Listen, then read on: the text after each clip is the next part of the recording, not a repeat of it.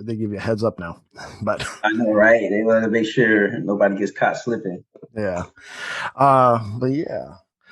Welcome back to another bonus episode of the Cousin Cecil Show, where you know it is. It's Wednesday, so that means I'm with another comic book creator. And this week I have Mr. Sheldon Allen, who has a book coming through Scout Comics called Snatched, but also he's been obviously he has a couple older books out like Crucified, I believe it's called, and Concrete Jungle through Scout, and he's also done some work with Marvel I've seen. But yeah, more give him how you doing today, and welcome to the show, and thank you for coming on. Oh man, I appreciate it. It's my pleasure. Thank you for the invite. Yeah, no, and then obviously we're gonna probably focus more on Snatch because it's the newest book, but no, on we also are waiting for issue 2 to come out in September. But yeah, we'll also get some of your background and how you got into the comic world and all that fun jazz. But for starters, how about would you give us like an elevator pitch of what Snatch is about? Yeah, sure. I always say the elevator pitch is basically, just think Breaking Bad, but instead of meth, it's hair. That's the problem. So instead of trafficking in crystal meth or cocaine or some illegal narcotics, it's actually hair. It's the hair that your girlfriend wears, the hair that your wife wears, or your favorite actress. It's actually authentic human hair and has to come from somewhere. So this is the story about where it actually comes from and where it originates. So that's Snatch in a nutshell. You did a really obviously it's your stick, but no, it was a really good because it. I was explaining to a friend today because I'm like, you guys need to pick up this book, and then he just cracked a joke because of the name Snatch. Like, is it about the Guy Ritchie thing? I'm like, no, it's like the underbelly of like the weave company of like how some of the dirtiness of like, well, in this characterization of a story of like, yeah, just it was very fast paced for what it's about. It went from one page is this about like a factory making the hair or setting it up in the packaging. Things happen, and then we go into another character, see their little thing, boom, boom, boom, and just you meet like 4 different storylines in the first book, and I'm like, whoa, this is gonna be a wild ride. Yeah, it's a multifaceted story. We have different storylines and different threads that we follow. Um, it's an ongoing series. It's a continuing series. So we'll switch it up every now and then. We'll focus on one character, maybe one issue, and then another character and another issue. But this first issue, I just wanted to hit the ground running and kind of just introduce you into everybody so you can kind of get your bearings. This is what this guy does, and this is what this guy is about. Another thing I was trying to do, I'm just trying to do something a little bit different as far as comics go, as far as the reading experience goes. I've always been a big believer. I've never subscribed to the thought that there's a proper way to tell a story. There's not an improper way to tell a story. Just tell your story. It's all comes down to the execution. And just looking through comics, some of the older ones, some of the newer ones, there's just a familiarity with it. Like, okay, this is how this scene's got to be. This is how it's got to end. This is how many pages. Then you got to have the action sequence. It's like a recipe almost for how to construct a comic book. And I just wanted to try to do something a little bit different. And that's how Snatch came to fruition. Actually, that first issue. Yeah, I can also agree on that too, because also one thing to more compliment you, I really enjoy your writing in the sense of like it has like a real realness of like this is like probably how like without spoiling, there's a spot when this a girl is inside her at a store and the 2 people that are working are speaking Arabic and they're just talking shit. But the idea of like it's just like that feels like you could definitely hear that in the store. It just feels like real life scenarios, and like you've grouped them all together into this more, a big plot of the hair game, which is very interesting, and I really applaud you on that. It was really fun to read this first issue. Yeah, so like the seeds of just Snatch in general just comes from me spending just a ridiculous amount of time in hair stores with, in the other life with my girlfriends at the time. You're just stuck in these hair stores with them, and there's just like these canyons of wigs and hair, and You're hearing all types of conversations. You're hearing cash register clerks being cursed out. People are being extremely rude. It's just an incredible experience going to an actual hair store and just sitting in there. And that's where that germ of an idea it originated. I was like, where's this hair coming from? And then you see the prices that they're charging for it, which is incredible. These women, they're blowing like entire paychecks just on the hair. It's that important to them. So I'm like, there's got to be a story behind this stuff. This is just too lucrative for, just to exist. And then the other thing that was kind of surprising to me is how just that industry in general kind of it kind of exists and floats up under the radar. And I'm talking about even the legal part of it, just the actual business side of it. It's not really discussed, and it's primarily because it's centered and it's catered to for women, and it's kind of sort of just like their own thing. And that was another thing that was interesting to me as well, that this industry that is focused on women, is for women, would not exist without women, is ran almost exclusively by men. And to me, that was that was eye opening to me. You kind of tiptoed into the question. I'm like, is there any truth to some? I mean, of course, probably not. Well, to our no knowledge and allegedly's of like idea of like, is there any news or information you went and looked for, like some weird underbelly hair game, like crimes that happened to this? Yeah, so originally when I had the idea, I was like, yeah, it's almost like a horror story element to it. Yeah, what if they realize that their hair is actually coming from women who are being murdered, or just these crazy, insane places? Like, one, would they care? And two, would it change anything? And so I was like, yeah, this is a great, amazing idea. And then you start doing your research, and then you find out, wait a minute, there actually isn't an illegal hair trade that goes on. But that's just an assumption you can make about just about any industry, whatever the industry is, you name it. Yeah. There's an illegal underbelly. There's an illegal side to it. There's always going to be some backdoor entrance into whatever industry that it is. But yeah, I was actually I shouldn't say surprised, but yeah, there actually is illegal hair trafficking, and it is an industry, and it is out there. That obviously that's just as you can see by my complexion. Yeah, I'm more surprised how crazy the the hair game is, and this idea of how you just said it. Yeah, I could definitely feel there was definitely an underbelly. And I really enjoy, and that's what this book is has a very cool shtick to it. Like, it's a very like you said, horror, plus also it's like that. It is like that Breaking Bad or the underdog trying to get over the big bad mob story. No, it's really cool. I really dig it.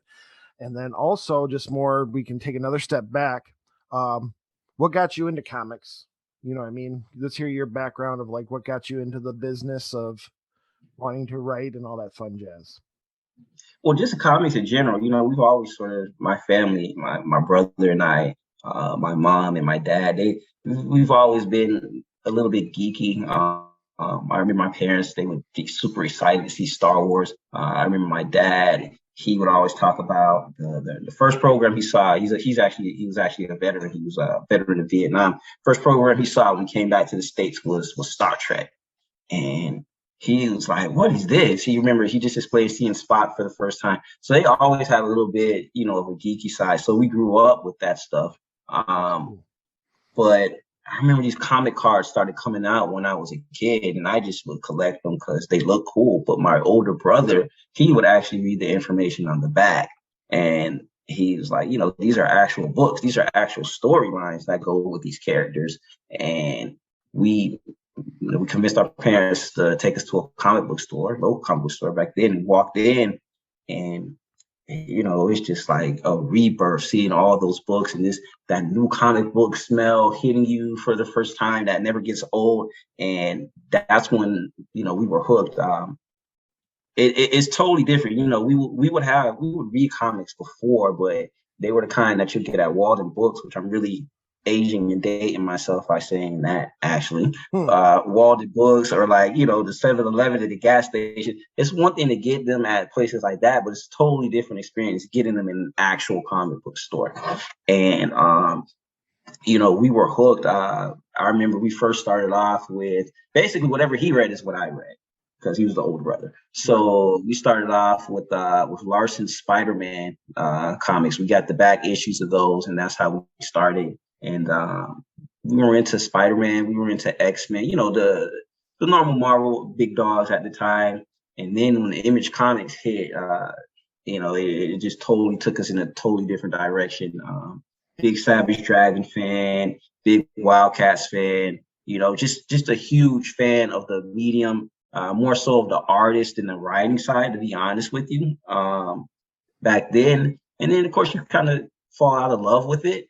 Yeah. So I was out of it for a minute. And then I got reeled back in with Ultimate Marvel and Grant Morrison's new X-Men. That's what reeled me back in. And that's when I started focusing a bit more on the writing side of it. And then you go back and you read some of these books that you read as a kid and you see it from a totally different perspective. Like even recently I read, I was reading Jim Starlin's the Infinity Gauntlet again. And I was like, this is incredible. I was like, this dude packed like 24 issues worth of information just in this one little, it's just incredible. So I started focusing on the writing side a little bit more, and I didn't know any better. I had a pitch and I wrote a Spider-Man script for Spider-Man Unlimited at the time. And I shouldn't say this, but I'm pretty good at figuring out people's emails, corporate people's emails. It's actually a very simple system if you know what you're looking for, by the way. I shouldn't say that. All the editors are going to get mad at me now. But I sent one to the editor at this time, and they responded to me actually. And they're like, yeah, we like this idea. We're going to publish it.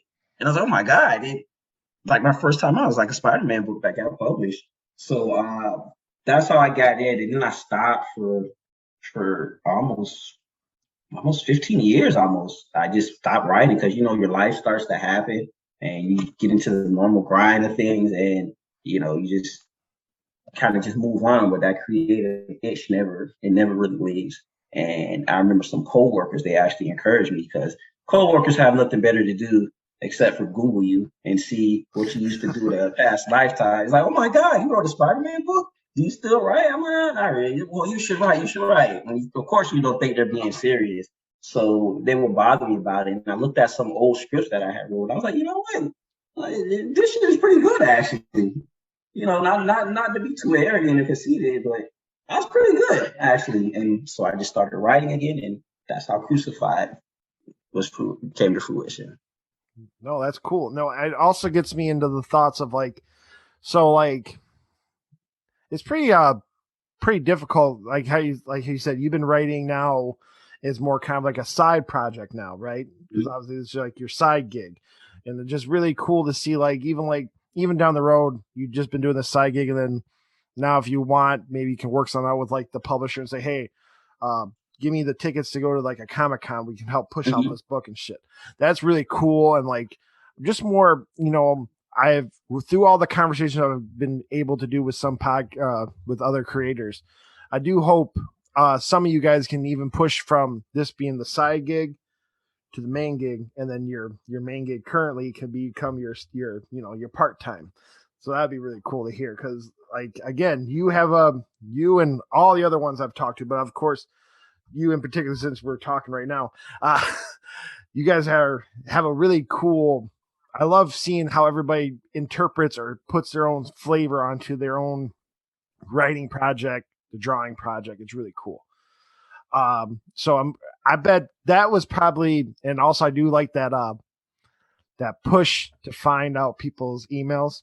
It makes you feel like, it kind of makes me feel like how I'm just doing simple ones. I just go to Twitter DMs and seeing if anybody responds.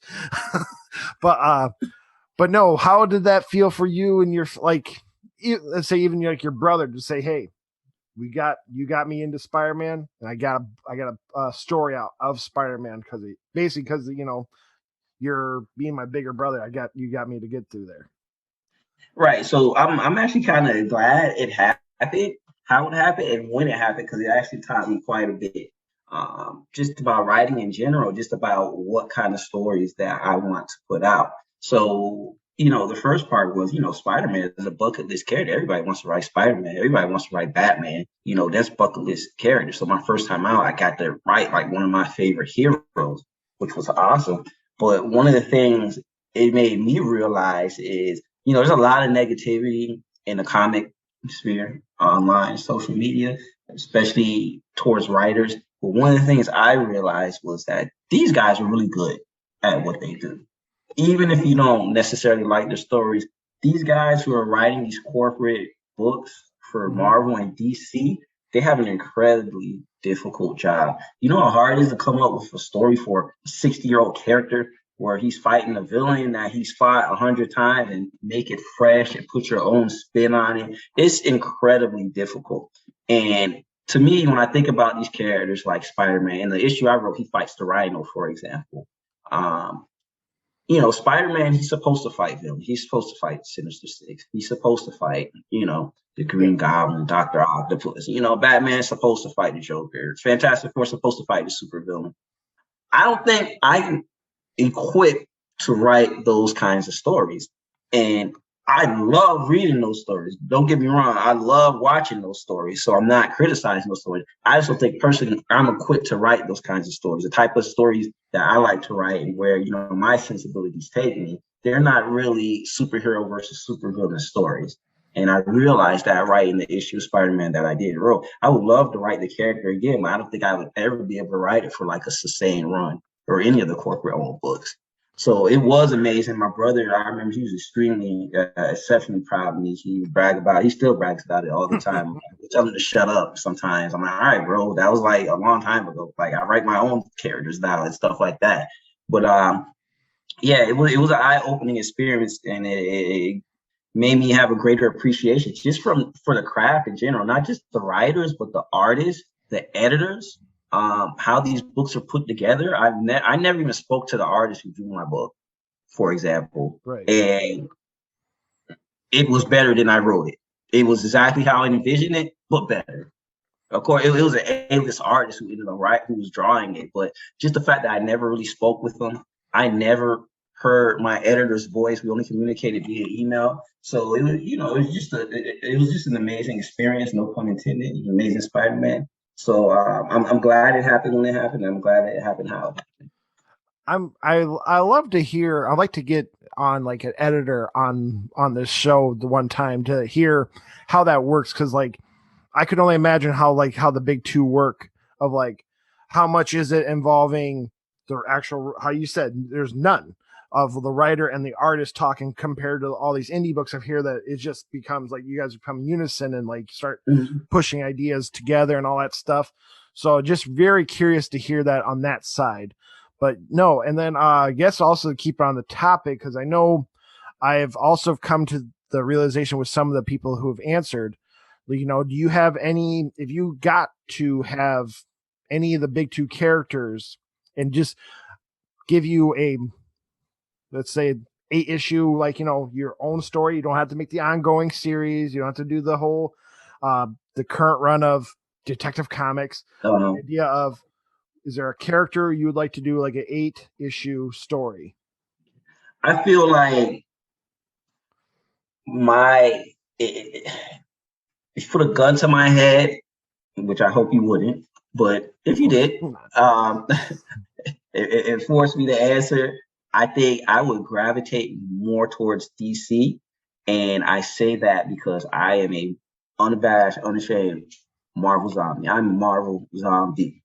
I did not read DC comics growing up. I think the first DC comic I read was Kingdom Come, and that was because Alex Ross had did Marvels for Marvel Comics. So I was like, okay, I'll give this a shot.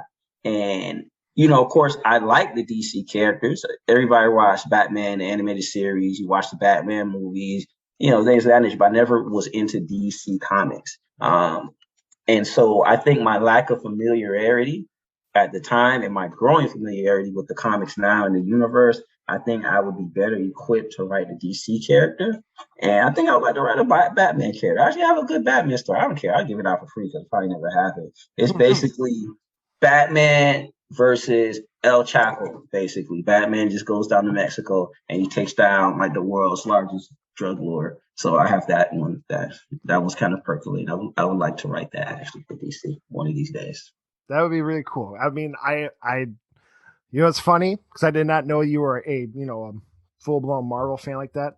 Um, Um, DC, just judging by maybe the perspective how they are turning of like they have a lot more different writers. Also, they have some. Of course, they have like Brian Michael Bendis and all that shit now. uh, But the idea of they have people that come in, and then DC when I started, it was really because like it's gods pretending to be humans, so that's why we mhm. get a lot more of those internal clashes of them just talking like very humanized conflicts. And Marvel is humans becoming gods. Uh, But the reason I said anything, because now after you even just said El Chapo, which is kind of funny, is if you did not do Batman, I could see you do a pretty crazy and wild ride of the new Blue Beetle of the mm, kid one. I right, forgot right. his name. Yeah, I think you would be because of just judging by like the grittiness of this. If you gave this kid the Blue Beetle a little gritty story, and then obviously he could possibly merge with the outsiders and Yeah. all that shit. Woo, that would be that would be good.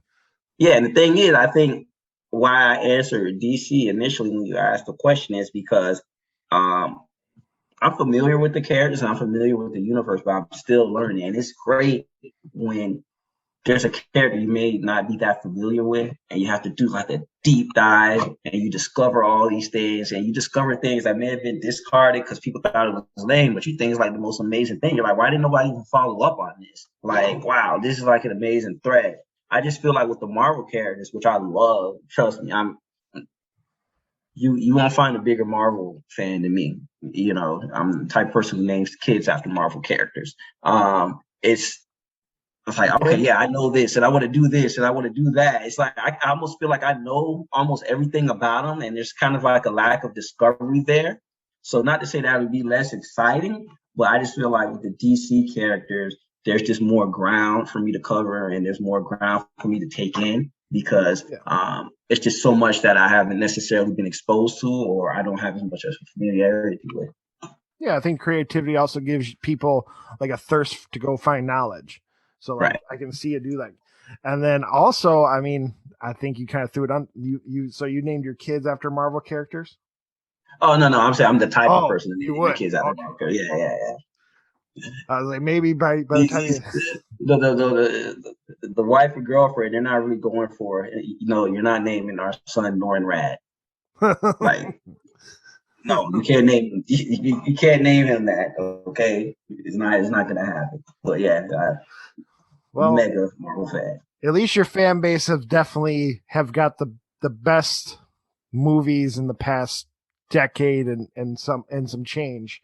You guys are definitely are on the cusp of having the best universe out there ever. Period for me. Oh well, you know, my brother and I we talk about it all the time. Is that it was a fantasy. This is stuff you don't even think about. It's insane to me to see a character like Thanos. Thanos was like our favorite character growing up. Just be a part of the cultural zeitgeist. Just be a part of the cultural discussion. We never thought it's not even a thought that you see a live action Thanos. It's crazy to us that an Iron Man film was grossing $1 billion. A Captain Marvel film, a Black Panther film is grossing $1 billion. I can't tell you how excited we were. I actually had to sneak in at the time when Blade first came into the theaters. Like that was just like a lifetime experience for us. Like we couldn't believe it. It's just like us. Wow, they're actually making a movie of Blade. So to see where those Marvel films are now, it's like, it was a pipe dream back in the day. There's I definitely because more for the listeners behind the veil, we're talking right about a week after the Loki thing, and I think seeing them even choosing actors that like having Majors as Kang, Uh-huh. I think he just even his little who is spoilers, but the idea of people know now. If you're on the internet, you already know. Um, Seeing him portray the He Who Remains version of Kang, you can already tell he's probably going to be a perfect character or actor for Kang the Conqueror down the road. What would your thoughts when you saw that? First of all, it was inspired casting because the announcement of him as Kang was made, I want to say sometime last year, so it's been around for a minute.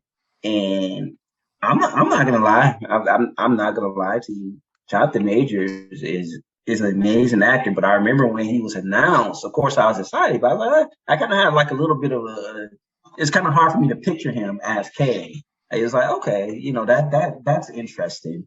I'm not worried about it. Of course, I wasn't worried by the time because he's just an amazing actor. But it was absolutely an inspired choice, and Marvel they stole one. I feel like they got in early, and it's going to pay off big time with Jonathan Majors. My guess is, without even getting too geeky, the next time we see him, he's not going to be anything like he was when we saw him in Loki. I think he's going to be a little bit more deadlier. I think he's going to be a little bit more menacing. I think that was more of a comedic variant, if you will, of that character. I think the next time we see him, it's going to be like, holy shit. I hope because like how even like there's news articles that said like John Major goes, oh yeah, I'm not. There's no King appearance in Loki. Then because of how variants work, I hopefully they even put him in again before Quantumanium because it sounds crazy, but Marvel can do it. I don't know how they can. I can't see him fail, but it would be very interesting if like Fantastic Four can come out and they can have him be the variant of the I forgot the Ramato or something like the Egyptian version, right? And then that'd be interesting to have. Like, what do you mean? This is me, and like that whole conversation and get the variants. Like, but I digress. Like you said, I don't want to get too geeky on this down that rabbit hole because it's the conversation right now. But it's a very and plus I will be here. We'll be here for the next 2 hours talking about it too. So yeah. But how about also then we'll get back into Snatched, and then so you said it's ongoing, but is there a target range of how many issues they're going to be? So this first volume is 4 issues. Okay. I want to say that all the preceding volumes after that will be 3 issues. Of course, the artist when he finishes them, that's when they'll be solicited and they'll come out. I really wish that this first volume, man, I wish that it was a way that they could all sort of come out at once. I wish that there's a way they could come out back to back to back because it's almost like the stories are meant to be read together. They're meant to be read and seen in one sitting. It's almost like if you're watching a TV show and you're only watching like one act or 15 minutes per week. You know what I mean? So that's the way I feel. But eventually, when when you see it all together, the issues they do stand well on their own. But the volumes are the volumes. Those are complete stories. Those are stories that can stand alone. So that's the way I designed it. I feel the entire series will end up being about like 15 or 16 issues in all. Is about my estimate, about 15 or 16 issues in all. No, I'm glad to hear that because the reason I asked that because I know I talked to other creators that, oh yeah, I got this book coming out and they have, they were set up to only have like 5 issues or what. No, so I'm glad to hear you got like 15, 16 issues possibly down the pipe. That's awesome. And then without even getting down that road, I'm more happy to know that you're almost through that Scout Comics hump of the beginning, and then we can get into the month to month going on. So that's good to hear. And of course, Snatch 2 is in September. What day in September? I do not know what day precisely in September. And I feel like that's something I should know, but it is September for sure. That sounds like a song, like Someday in September. Why does that sound like a familiar song title or something like that? There's Green Day Wake Me Up When September Ends, and then also that's probably what I'm thinking of. So I knew it was something like September. I knew it was Earth, Wind, and Fire. September. Do you remember? First night of September. The horrible Taylor Swift cover, which we won't talk about actually. But yeah, it's just gonna drop in September for sure, and then 3 is October, and then 4 is December, And then my next book after that, I don't want to give the release date for Yeah. sure. I would like to do it in December, but it all depends on the moving parts, not above my head. But that's actually going to be Crucified Volume 2. Actually, it's going to be my next book. Okay. So I'm really excited about that. The art on that one is done, and it is incredible. And I can't wait for people to see that one. No, that's good to hear. No, and also, yeah, just more, uh, more. Everyone should go check it out. I'm gonna also more. Of course, there are all these descriptions of the show. I'll put the links on if you guys are interested to go buy it. Also, go to your local comic book shop and just ask them to put on your pull list. That's also a very less less out of pocket for you since they can just pick up the tab of shipping and get it to you. But if you could, Sheldon, will you also give shout out to like the rest of the crew of the Snatch, at least even Volume 1? If you, it's made it sound like there's multiple artists coming down the pipe, but Volume 1's like team, like the editor, or not editor, but the artist, the letterer, and all that fun jazz. Give him a little shout out, and yeah. Oh yeah, Mauricio Capitella. He's the artist. He is the right. I don't even want to say he's my right hand man. I feel like we're a symbiotic unit. Um, I feel like we work in unison. Like he's able to read my scripts and he's able to take my words, and it's almost as if he can read my mind. We're like a hive mind, and we are absolutely operating on the same wavelength. I wish he could draw all my books, and I'm gonna try to get him to draw all my books because that's how good our collaboration is. He's super easy to work with, and I haven't driven him crazy just yet. So he's amazing. Mauricio, our colorist, Warnia, she's amazing. She's the only colorist I've ever worked with my creator-owned books. Um, I'm hoping it keeps it stays that way. She was kind of sort of like a little secret of mine, but she's getting more and more work, which I'm absolutely I'm proud of. I want her to get all the work that she could get.